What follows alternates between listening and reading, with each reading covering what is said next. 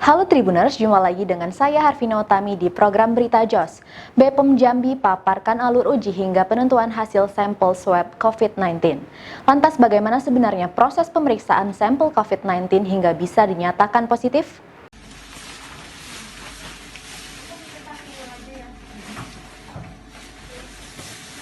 Sampai kemarin malam, jumlah pasien terkonfirmasi positif COVID di Provinsi Jambi ada 1.252 orang.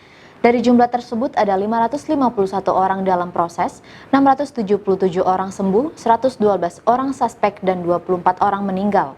BPOM Jambi masih terus melakukan pengecekan sampel swab COVID-19. Perlu beberapa tahap hingga sampel swab dapat diketahui hasilnya. Proses itu memakan waktu 4-4,5 jam sekali jalan untuk maksimal 30 sampel. Anggota tim laboratorium COVID-19 BPOM Jambi, Ruhai Lanang, memaparkan pihaknya menerima sampel dari Dinas Kesehatan Provinsi.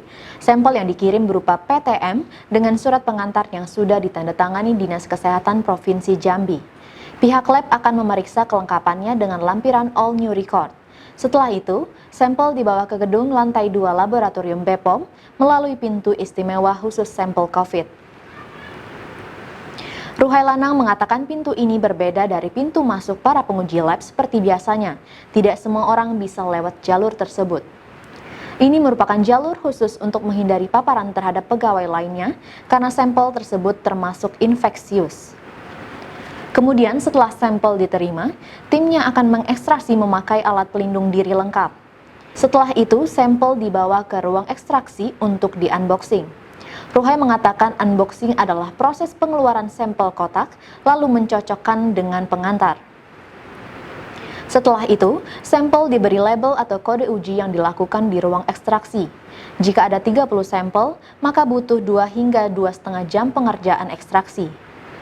Hasil ekstraksi tersebut berupa isolasi RNA COVID-19. Proses itu belum berakhir.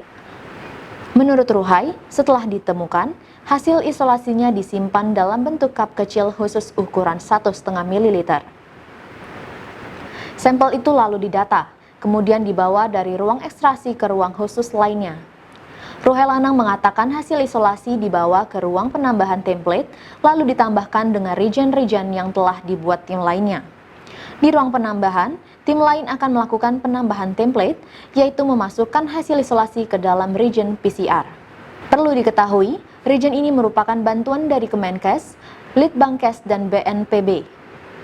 Kata Ruhai, ada banyak istilah yang sulit dipahami masyarakat umum terkait proses di lab. Seperti nama lain region PCR, yang oleh tim uji COVID-19 biasa disebut master mix. Region diumpamakan gelas-gelas yang menampung sampel untuk dilakukan running dalam mesin PCR. Dari situ, sampel dimasukkan dalam alat PCR, yaitu polymerase chain reaction, hingga running isolasi RNA yang tadi didapat bisa terbaca di alat. Belum selesai di situ. Menurut Ruhai, alat tersebut bekerja kurang lebih 1,5 jam. Region sendiri ada 2 jenis, yaitu singleplex dan multiplex. Region multiplex dapat menampung 80-90 sampel atau spesimen, sedangkan region singleplex hanya dapat menampung 25-29 sampel per satu kali running masuk mesin PCR. Setelah dimasukkan PCR selama 1,5 jam, tim yang bertugas di ruang master mix akan mengambil hasil menggunakan kaset DVD airway biasa yang masih kosong.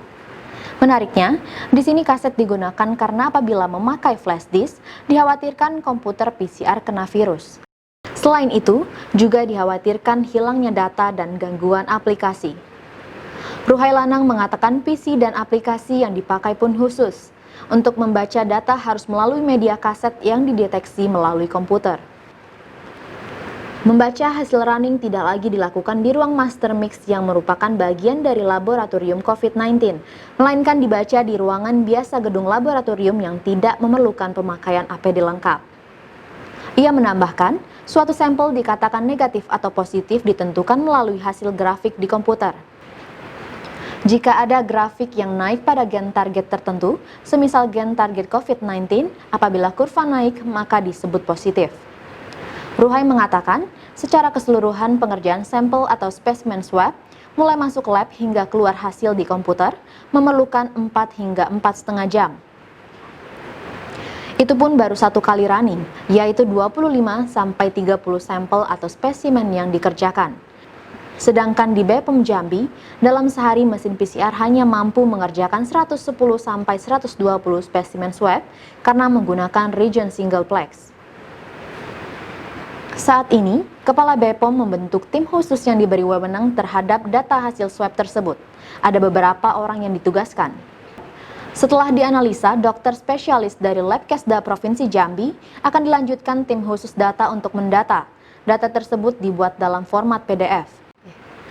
Tim untuk analisis itu dikepalai Surya Dharma sebagai supervisor dan diketahui Kepala BPOM. Setelah itu barulah data diinput oleh tim pelaporan khusus. Nah, Tribuners, itulah proses pemeriksaan sampel COVID-19 di Lab BPOM Jambi. Sangat panjang, bukan?